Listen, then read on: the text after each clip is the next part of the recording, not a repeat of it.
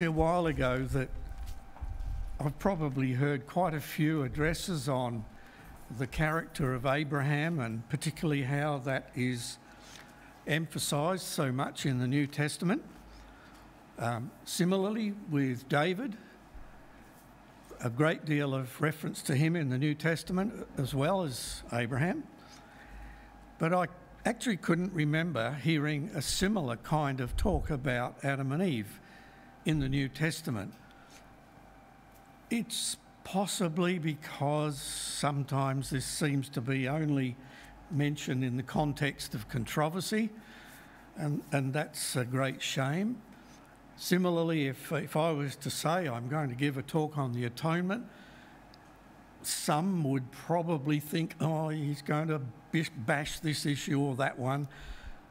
Again, what a shame that is, that we just don't let the Bible speak and leave it at that, as it were, not necessarily highlight where in the past or the present some issues have been raised. Now, having said that, you may or may not believe my presentation in the sense of you may think I am having a go at some issues. Anyway, I can't prevent you from thinking that, should you do so. But it's certainly not my intention.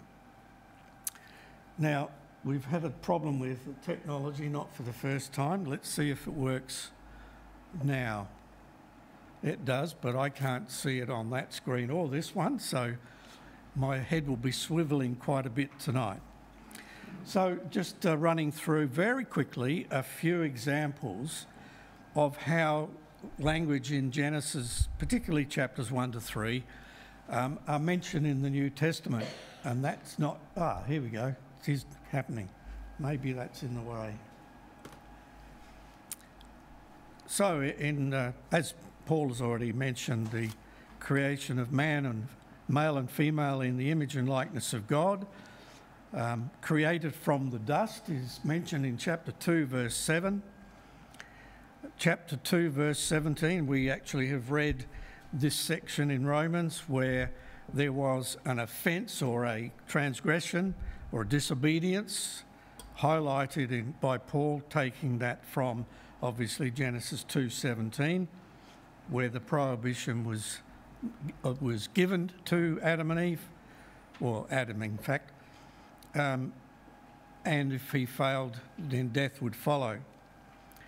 And that's highlighted very much in our reading tonight. But a lot more besides, so we don't just have to think about that very sad event and consequently a very tragic one. There's much else. So when it comes to the creation of Eve, we've got a number of references, and by the way, these aren't all of the references. The print would have to be very small to show you them all, and we're certainly not going to look at them all because we wouldn't have time. But you'll get the picture, the general impression from this. So the creation of the woman was to be a helper for Adam because he wasn't much good on his own. And those of us who are married can echo that very, very strongly. We're not much good on our own, and our wives make us much greater than we would have been otherwise. And in particular, highlighting the fact that Eve, and extending that into the New Testament, which we will look at, that Eve was bone of his bones and flesh of his flesh, says Adam. And then talks about leaving father and mother and becoming one, and that's mentioned a number of times, and particularly by Jesus himself. Then we come to chapter 3, talking about the serpent. The Apostle Paul refers to this event in 2 Corinthians 11:3. Then again picking up Romans 5, which we'll look at later. The woman ate of the forbidden tree and gave it to her husband. Then the verse that we quote a lot but isn't exactly quoted in the New Testament, and there's a little bit of a puzzle there, because Genesis 3:15 for us is really a pivotal verse, really key verse, but it's only indirectly referred to in the New Testament, particularly the word enmity is picked up in the New Testament. And that Adam and, in fact, all his descendants would return to the dust in Romans 8, 1 Corinthians 15. And interestingly, the point in Genesis that God made their clothing is, to me, echoed in 2 Corinthians, where our clothing, which is immortality, is also provided by God. So there's a parallelism, there's an allusion, in my view, that Paul is making there. And perhaps one of the most significant, really, is that the way to the tree of life is referred to at the end of Genesis 3 and in Revelation 22, the very opposite end of the Bible, it's a reality. So that just gives you a bit of an impression of the kind of approach I'm taking. Now, there's a couple of very well-known statements by people who are, I guess we'd call theologians in the past. And one of them you may be familiar with is this one: Genesis is the seed plot of the whole Bible. It is essential to the true understanding of its every part. It is the foundation on which divine revelation rests and on which it is built up. It is not only the foundation of all truth, but it enters into and forms part of all subsequent inspiration, is in at once the warp and the woof of Holy Writ. That's a weaving term for those of you who don't know what that means. They're all tied together, in other words, like a cloth that's woven. Genesis is quoted or referred to 60 times in the New Testament, and divine authority is set like a seal on its historical facts. Now that's Bullinger's comment in the Companion Bible. I'll have another theologian to quote in a moment, but I just squeezed one other type of comment on it. It's interesting that in the creation of Eve, it highlights Adam's rib. Now, if you think about it, if the idea was that from a bone you could make a body, as difficult as that for us to imagine, but just keep it simple, why pick that bone? Why not a leg bone or a finger, some other part of the body? Now, I think there are two reasons. The first one is biological. Now, I'm not a biologist or a doctor or anybody who knows much about this, but I was fascinated to read this. Very recently, you'll see there, it says 2019. And this is a study in health sciences that's being quoted here. In their study, the first author, I won't pronounce that name, and her colleagues looked at again, some of this language is a bit difficult, mammalian, I suppose it is, rib bone, which regenerates uncommonly well.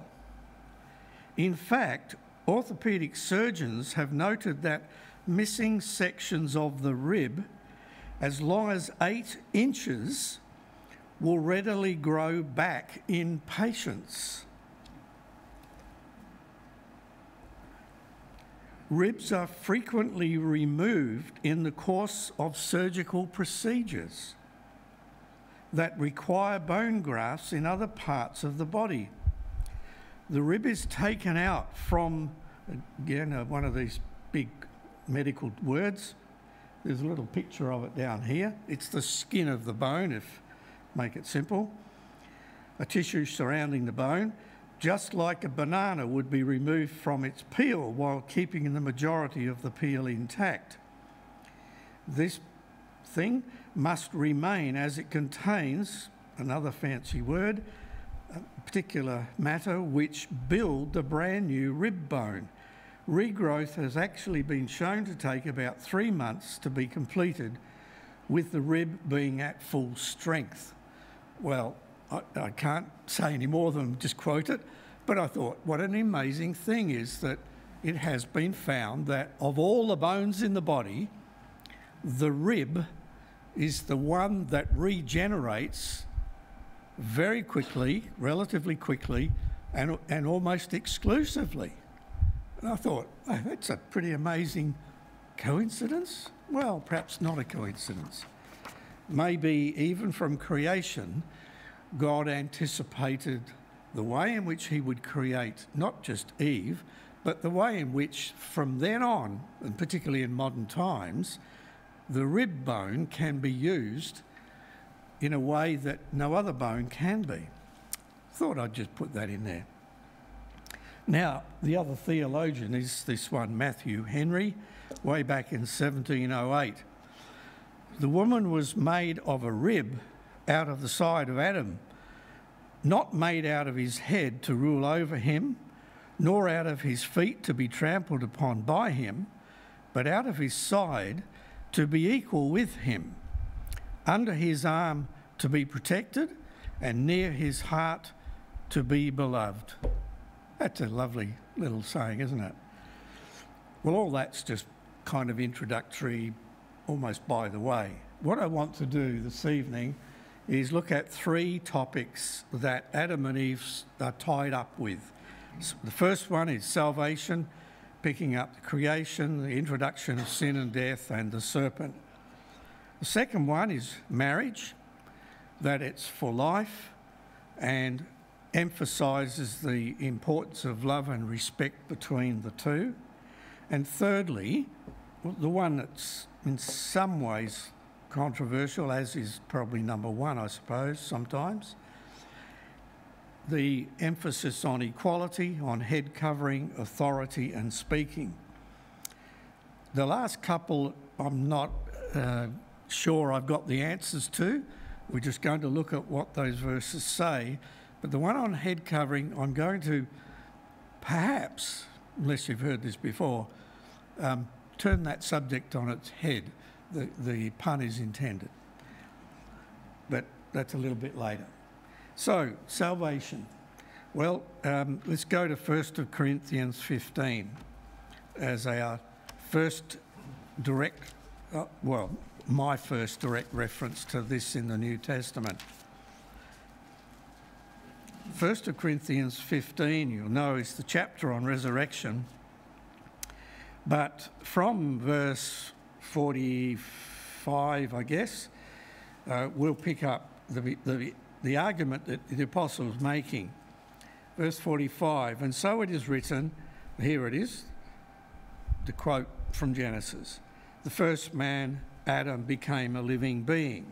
The last Adam became a life-giving spirit. That's talking about Jesus. And let's go on a little more. However, the spiritual is not first, but the natural, and afterward the spiritual. The first man was of the earth, made of dust. The second man is the Lord from heaven. As was the man of dust, so also are those who are made of dust. And as is the heavenly man, so are those who are heavenly. And as we have borne the image of the man of dust, we shall also bear the image of the heavenly man. So it's pretty clearly a direct reference back to the creation of Adam. He's made, particularly emphasising there, that he's made of dust. And there's an image which sort of conveys a bit like God as a potter, taking the dust and mixing it with water and making a man. We don't know exactly how that was done, but it's an interesting image for me anyway. Again, in 2 verse 7 of Genesis, the dust is highlighted just as Paul does, and again in chapter 3 verse 19. So there's the kind of link which is pretty obvious, but it was a good one to start with, I thought. So now we'll come to our reading in Romans 5, because it picks up the next phase of the story in Genesis, and particularly from verse 12 onwards. I won't read all of those verses. Just note the particular emphasis that the apostle is putting on Adam in particular.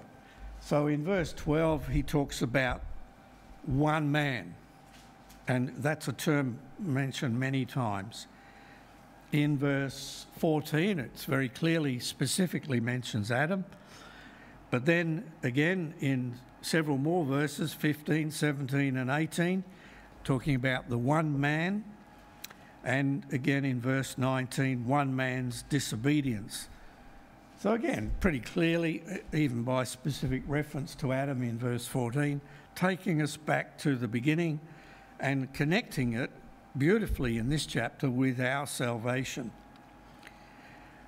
The third one that we want to pick up is in Romans 8. We won't read much of that, as you can see, only a couple of verses, but it's a more general reference back to creation, to the fall, as we often refer to it, when the Adam and Eve sinned. So we'll read Romans 8 from verse 20. For the creation was subjected to futility, not willingly, but because of him who subjected it in hope, because the creation itself also will be delivered from the bondage of corruption into the glorious liberty of the children of God. For we know that the whole creation groans and labours with birth pangs together until now. Clearly a reference back, without mentioning Adam by name, but clearly talking about the situation in the beginning and how the whole of creation, not just, as the King James says, the creature, which you might read as being just referring to people. It's actually the word creation, meaning everything. Everything on the planet is subject to corruption and is groaning. And in many respects, we can see that more clearly in our time, perhaps than any other previous time. And then we come to the serpent. I mentioned briefly a while back at the start. In 2 Corinthians chapter 12, the apostle specifically talks about this serpent. In chapter 11, verse 3. 2 Corinthians 11, verse 3. But I fear lest somehow, as the serpent deceived Eve by his craftiness, so your minds may be corrupted from the simplicity that is in Christ. Now, this isn't the only reference to serpents or snakes or vipers or whatever the term might be in a translation in the New Testament, because there's a lot of references, in fact, to this issue. You'll note there in Matthew a number of times where those who opposed Jesus are referred to as vipers. They're snakes. So, and to me, there's a pretty obvious link in the thoughts back to Genesis. They are the product of the wrong thinking that the serpent expressed. And that's brought out in another aspect in Ephesians 2, Romans 8. The enmity that Genesis refers to is a problem that all humans have with God by nature. We are from birth at enmity. We're not godly. We have to be changed, which happens, of course, at baptism. And then there's another obvious reference, to me anyway, in Romans 16, where the apostle talks about Satan being crushed under your feet. And that illustration is interesting because it does something that I think is correct. It connects the crushing of the serpent with the bite on the heel. If you think back to Genesis, it talks about being bruised on the heel and bruised on the head. Well, both of those actions in their own way were fatal. And I think that picture makes the point really well. They happened at exactly the same time. They weren't two separate events. So when Jesus was fatally wounded That's the moment the serpent was crushed. Now, I'm not going off into long explanations of the atonement in that context, but I just think it's an interesting way of picturing it. And the other thing to note, what other form of death involves the heel except crucifixion? There is, to my knowledge, no other way you can kill someone by hurting their ankle or their heel. But crucifixion did. So again, I think it's just an interesting way in which, even if it's not explicitly linked, the ideas back there in Genesis are seen really well in the New Testament. Well, moving on to, and that's all pretty quick, you might agree, but that's my point. I don't want to dwell on one or another verse. I'm basically just painting a big picture, which I think is a really helpful one. Well, Genesis says that in marriage we're to be one flesh. Now, let's have a look at Jesus' comment on that in Matthew 19. Now, unfortunately, it's in the context of a problem that existed in New Testament times and still does. That is the problem of divorce. Anyway, let's just follow it for a moment. In Matthew 19, we'll pick it up at verse 4, because the Pharisees had asked him in verse 3, is it lawful for a man to divorce his wife for just any reason? And he answered and said to them, have you not read, here's the quote from the Old Testament, he who made them in the beginning made them male and female, and said, for this reason a man shall leave his father and mother and be joined to his wife, and the two shall become one flesh. So then they are no longer two, but one flesh. Therefore, what God has joined together, let not man separate. Well, in a sense, he didn't directly answer the question, and that's not unusual. Jesus was not going to be limited by what they asked him. If he wanted to make a point much more important than one they asked, then he would say that. And in this case, if you read on, it says, well, hang on, you haven't answered my question. What about? And off they go. Not going there.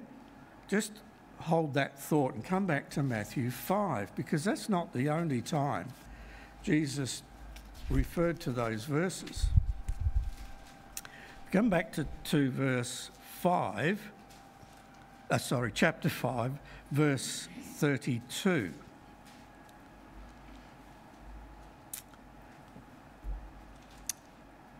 I think we'll just... I'll read verse 31. Furthermore, it has been said, whoever divorces his wife, let him give her a certificate of divorce. That was the issue they went on to ask about back in chapter 19. But I say to you that whoever divorces his wife for any reason except sexual immorality causes her to commit adultery. And whoever marries a woman who is divorced commits adultery. So twice Jesus is tying back the whole issue of creation and the way in which Adam and Eve were created, the purpose of that creation, with how we should address marriage problems. What's not very clear in verse 32, and particularly not clear in the King James Version, is something which I have only relatively recent years begun to appreciate, and that is, in the Greek language, the voice. There are tenses, past, present, future, although they don't use those words, they have other ones, but for us that'll do. But there's also the voice. Who's speaking? Who's being addressed? Who's the one that's the subject of the particular statement? What's interesting in verse 32, when it says that causes her to commit adultery, is not in the active voice, it's in the passive. Hopefully I don't lose you here. The difference is this. Causes her, or in other words, it sounds as if she's the one who's caused the problem. She's at fault here. The King James makes that hint, gives that impression perhaps, but the Greek doesn't. It's in the passive. In other words, he's making her appear to be an adulteress. That's what Jesus is saying. He's saying by him putting her away, and maybe he didn't say why, he just said, I've got to put her away. A lot of people would go, she's been a really bad woman. That's why he's putting her away. She's done some sexually immoral act, whatever that might have been. But she might not have done anything wrong. He is just wanting to get rid of her, perhaps because he's got an eye on another woman. And it's not that clear in the way most English translations do this, but having looked at it in probably rather too much detail for the benefit I got out of it, nevertheless, I think it's really telling. And I just wanted to highlight that tonight. This is highlighting the fault of the man, not the woman. My first point there. Jesus is very plainly criticising the men, not the women. Just leave it at that. I don't want to get sidetracked on a long discussion about divorce. Not tonight. But I think that's worth noting if ever this particular verse props up in unfortunate discussions. Well, now let's look at Ephesians 5. This is quite familiar to us all, I'm sure. This is where the apostle has probably his longest description and discussion on the whole issue of marriage. And again, it's familiar, and sometimes I think we home in on a couple of verses and miss something, which I'm going to try and highlight to you now. I've said there, note verse 31 in particular. Let's just read verse 31. For this reason a man shall leave his father and mother and be joined to his wife, and the two shall become one flesh. Obviously, again, another reference directly back to Genesis 2, verse 24. So a lot of what he's saying hinges on us understanding very simple language of Genesis. That is still true. Jesus and the apostles are quoting it as if it was still absolutely true and valid for their time and by implication for all time. It wasn't just a throwaway reference in some ancient document.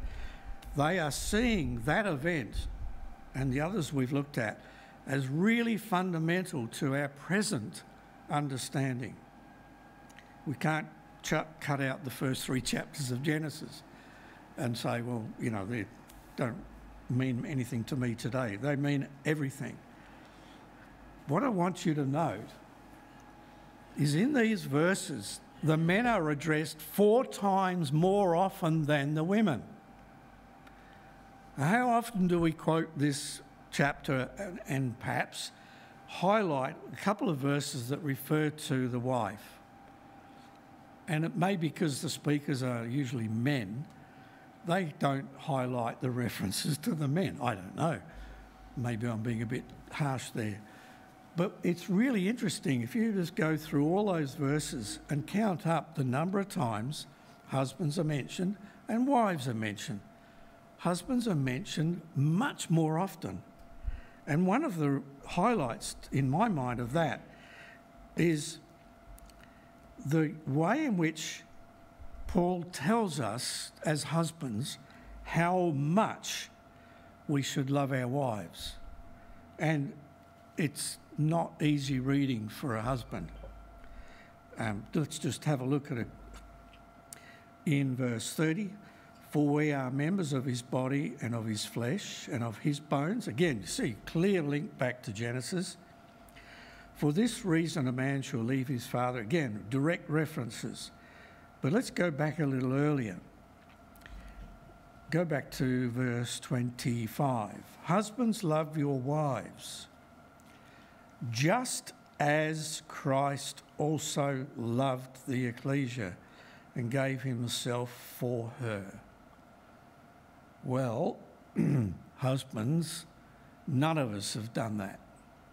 None of us have loved our wives as much as Christ loved all of us. That's not an argument to be disputed, in my opinion. That's a standard so high that I'm sure all husbands just go, oh dear, I try, but I know I'm not ever up to that standard, but I would like to be, I try to be, hopefully we do try to be, up to that standard. And that's the emphasis on the men here, you notice. There's almost hardly any references to the wives. Come right to the end of the chapter. Let each one of you in particular so love. I've highlighted in my other Bible the word so, because it's an emphatic term, isn't it?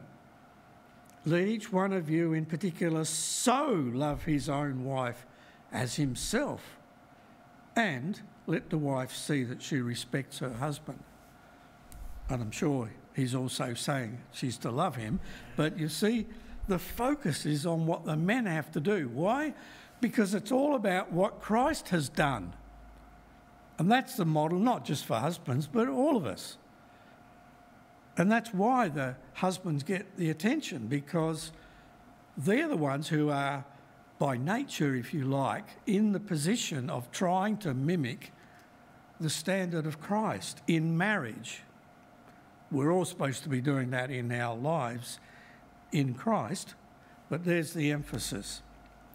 Now, there's a couple of other references I'm going to put up that are not quotes from Genesis, but I couldn't resist putting it in this context. Because in 1 Peter, the Apostle Peter, you again might think, oh, well, the first 6 verses he's telling the wives how to behave, and only 1 verse to the men, but wow, that 1 verse is enough to put any husband in a somewhat awkward position. And he starts that verse by using the word likewise. Now, if you go back to verse 1, it says likewise. What's in chapter 1 and 2? It is all about the sacrifice of Christ, particularly in the latter part of chapter 2. The apostle's talking about how much Christ submitted to the will of God to die for us. So he's saying, therefore, wives, submit to your husbands.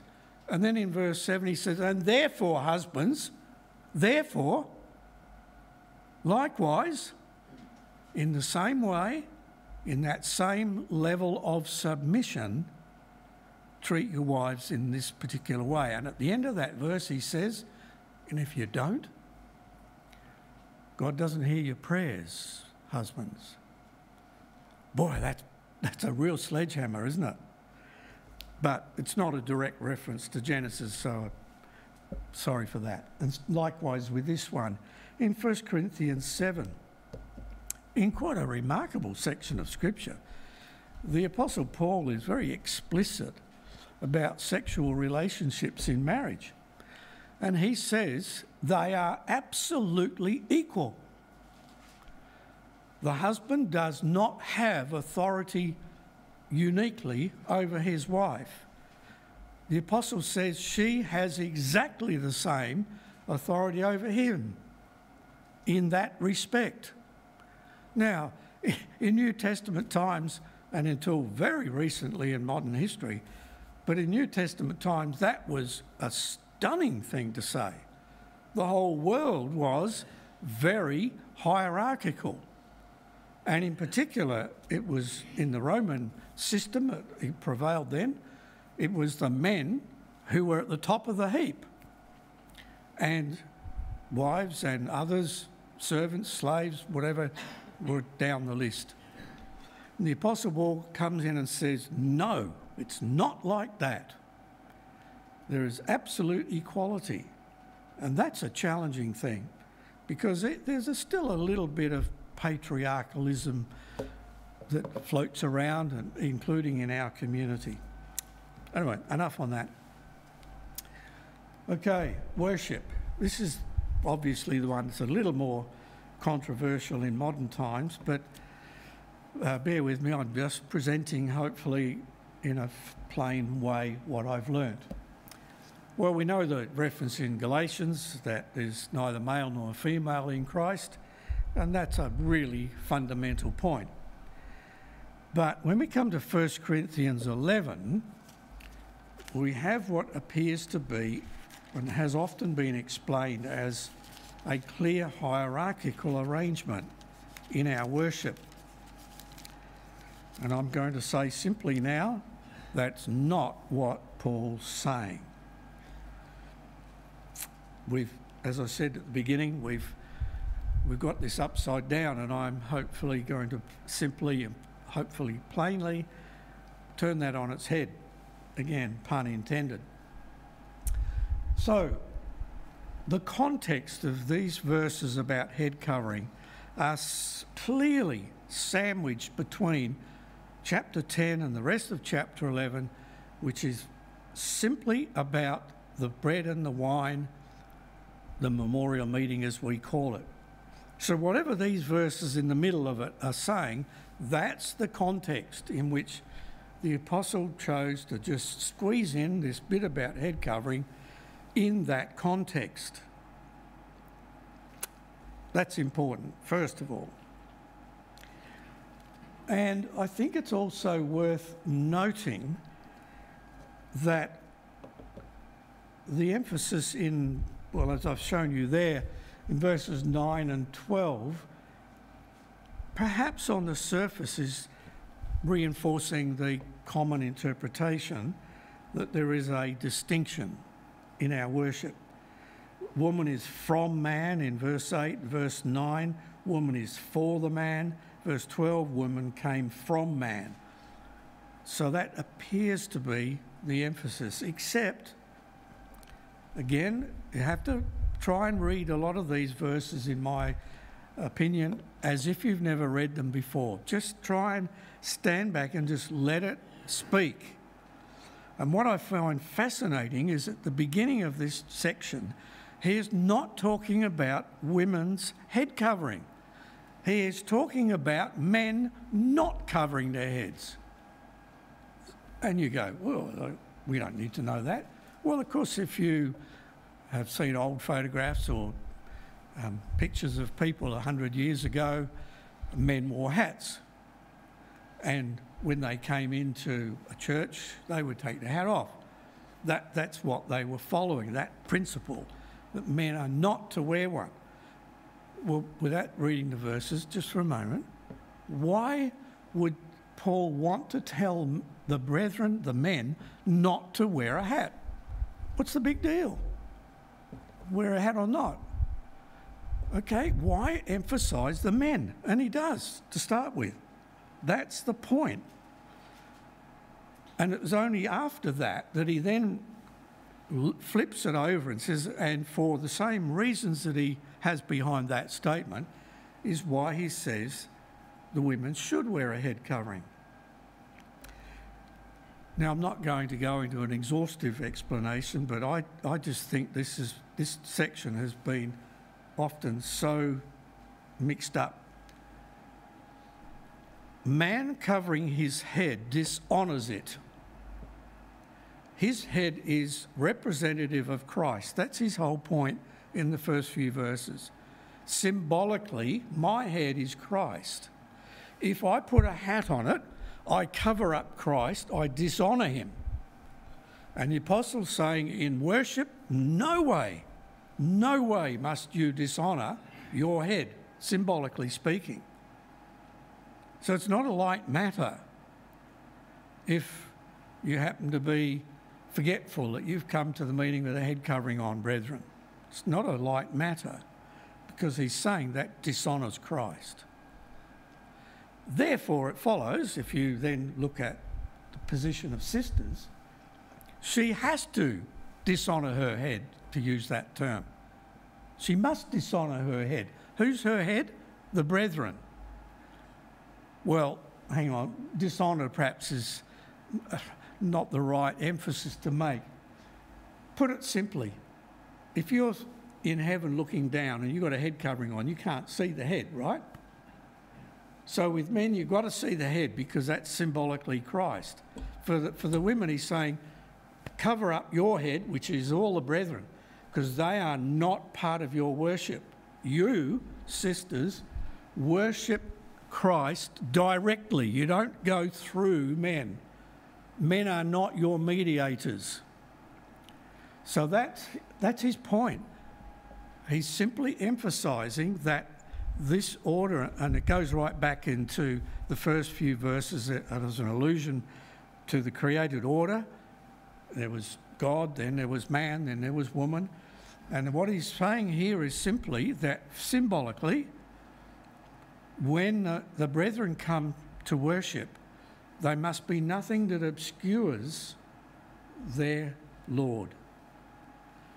But in the case of sisters, it is important to obscure the men who in the natural sequence of events came first, because in worship we're all equal. So that's his point. It's not about submission. It's not about some inferiority idea. Paul's argument is that this shows in a visual way the freedom and equality that sisters have in worship. It has nothing to do with submission or inferiority at all.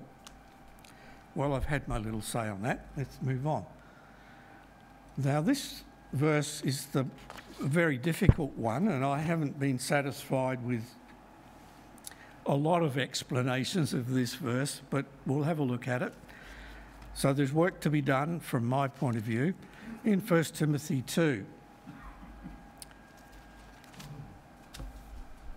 But because it's in the context of our subject, I'm putting it up. The Apostle Paul is talking from verse 8 on about worship, and in my Bible it's got the heading of this section, Men and Women in the Church. And he talks about the way in which that worship should occur.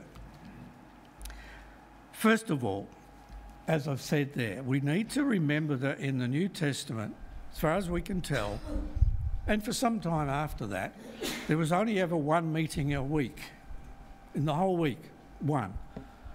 And it probably was on Saturday night when they had the memorial meeting.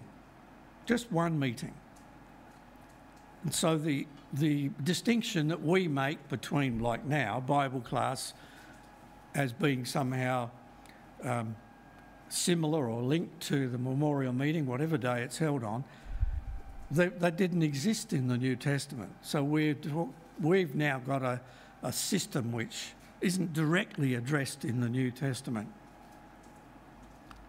But whatever Paul comes to say, you'll note in verse 13 that he's talking about Adam and Eve as his explanation of what instructions he gives Timothy, and through him to the ecclesia where he lived, which is probably Ephesus. Okay, so he's talking about the order of creation there. And then he goes on in the next verse to emphasise the fact that the woman was the one who transgressed first. She was deceived first. And coming back to verse 12 is his point about the women not teaching. Now, again, because there's only one meeting a week, this is quite tricky for us to interpret it as what do we do in the 21st century? Because women did teach, and they were allowed to teach. And there's some clear examples. Priscilla was one of the couple that taught Apollos. So that is clearly not contradicting the advice of Paul. Otherwise, we have a Bible that contradicts itself, and that's not possible. Titus talks about the older women teaching the younger women. Again, so teaching in the absolute sense is cannot be prohibited. And there's a number of references, Old and New Testament, to teaching children, whether that's, as we often do, in the form of a Sunday school or in the home or whatever. So all I wanted to say, and I'm not wanting to go any further because that's a very complex set of verses in this section of Timothy, particularly when it talks about the end of the chapter being saved in childbearing. There's been some pretty interesting explanations of that I've read. All I wanted to highlight is this is another case where the apostle, in trying to tell Timothy and the ecclesia where he was how to do things, they were referring to Genesis. They didn't need to do that if it was simply a matter of convenience or a matter of not offending the Jews or a matter of local custom or some other reason. You wouldn't need to bring in Adam and Eve as a case. The reason why Paul does that quite a lot is because he's saying, as we'll see it again in a moment, he's saying these are fundamental principles. They're not just the historical references in Genesis. They are, as Bullinger said, that's the seedbed, the basis on which everything else follows, and shouldn't be left out of the picture. The reference to authority in these verses is, again, a tricky one. I think it's, again, in terms of the link back to Genesis, is highlighting the fact that Adam was given the commandment about the tree before Eve was created. So whatever Eve did, he's culpable because he knew the commandment firsthand, and if she knew it, she got it secondhand. But did she get it thoroughly enough? Did she get it emphatically enough? Is Adam part of the problem? Well, clearly he is, because he's the one who's most often highlighted as the fundamental problem, as we read in Romans 5. Doesn't mention Eve there. Anyway, be that as it may. One more of these, and that's in 1 Corinthians 14. And this is a little bit similar to the reference in Timothy, but again, you need to understand the context. 1 Corinthians 14, and in particular verses 34 and 35.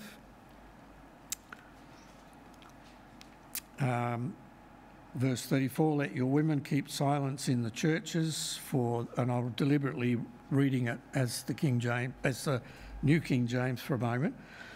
For they are not permitted to speak, but they are to be submissive, as the law also says. And if they want to learn something, let them ask their own husbands at homes, for it is shameful for women to speak in church. There's a lot of problems with that translation, which I haven't time to go through in any detail. First of all, chapter 14 is all about speaking in tongues. Now, that's a particular issue that existed in the New Testament times and does not exist today. We don't have that problem of anyone, whether they be brethren or sisters, speaking in tongues. So that puts that in a context which we must not forget. Now, the reference to keep silent that we just read a moment back is actually the same expression used earlier in the chapter, or in verse 28, where if there isn't an interpreter, don't say anything. So even though someone may have the gift of speaking in tongues, if there isn't someone there to interpret, they are not to use that gift. That's the context, this keeping silence.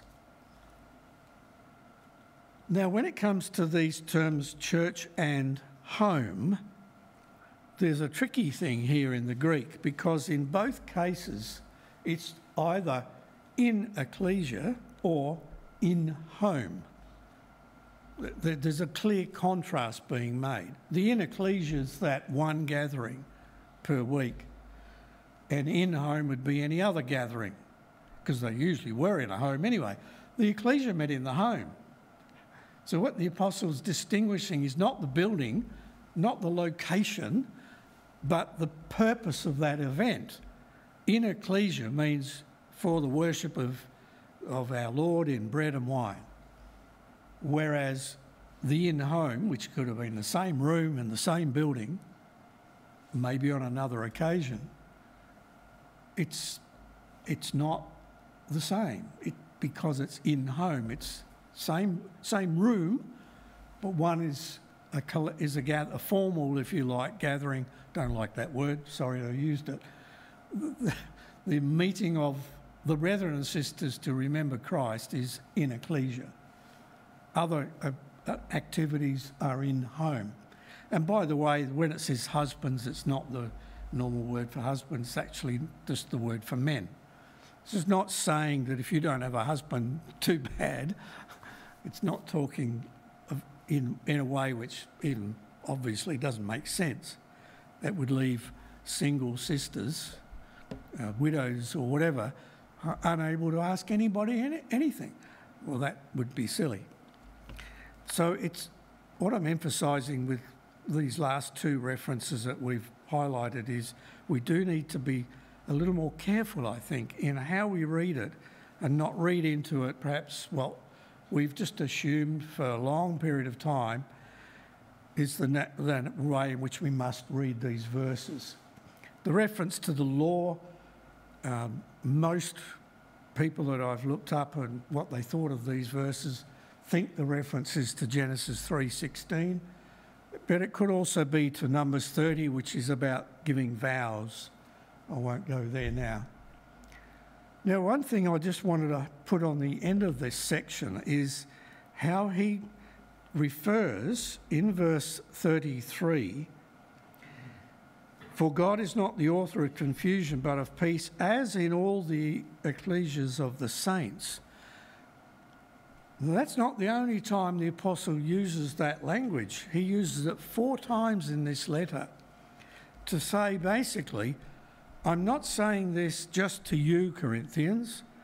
What I'm saying, I say to everybody in all the ecclesias. And it's worth noting them.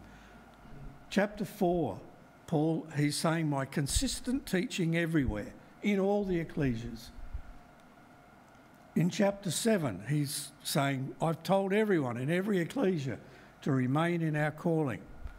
And lastly, in chapter 11, interestingly enough, the chapter on head covering, he's saying, it's the same message I'm saying to every ecclesia. So I think it's important to, whatever conclusions you come to about the meaning of some of these verses, is that these are not uniquely addressed to one ecclesia. They're not uniquely applied to one particular phase of history. They are for all ecclesias, and by referring to Adam and Eve one way or another, clearly is establishing them as a principle, not just for that time, but for all time. Now, I've probably said as much as I should have said already. My last couple of slides, I don't need to say anything. So very quickly, the importance of chapters 1 to 3. God created the universe out of nothing, with all the New Testament and occasionally Old Testament references. God formed the earth and made it. God created light. The earth was surrounded by water. Our 7-day week is based on the creation. No, I must stop here and say a bit more, sorry. The year, the month and the day are all to do with the system, the solar system. The week has nothing to do with the solar system. Who came up with the idea of a 7-day week? God. Not because there's some pattern in the stars or in the moon or the sun, like all the others, but because that's copying, if you like, the cycle that was established in the creation week. It's clearly an exception to all the others. God is seen in his creation. The heavens show God's handiwork. Adam was the son of God. Adam was made in the image and glory of God. Adam was made a living soul. In the beginning, God made them male and female. All humanity is of one blood. I know there are some arguments about the Greek text there. That my view is that is in fact the Greek text. be that as it may. Eve was created after Adam. Marriage was instituted. The serpent deceived Eve. Eve was the first to sin. Sin came from one man, Adam. That sin brought death. Creation now groans and is corrupt. And we've seen a lot of those. Good number of those we've actually stopped to think about. So in summary, we've seen that all of those New Testament references, one way or the other, are either referring to the creation itself or to the fall. They're the two events that the New Testament goes back to over and over again. These are referred to as facts to the audiences, whether they were Jew or Gentile. They weren't referred to as parables or myths or anything, but as real things that happened, as in the genealogy of Jesus. There's no distinction, as the names are listed off, between Adam and all the others, and the last one is God. And those references are applied to our circumstances as reminders, as examples, and enacted parables. So we are enacting as a parable today what was real back then. And it applies to our relationship to Christ and the ecclesia. And we've seen these three aspects in our salvation, from sin and death from the beginning, our marriages, that we're all Christ's bride, and in our worship, brothers and sisters are equal before Christ. And to emphasise once more, these situations are for all time. They're not localised to one ecclesia, and they're not stuck in one first century period. Well, I'm, as usual, say what I think, and hopefully that's been of some value, and some verses may be more helpful to you than others, but there you are. Thank you.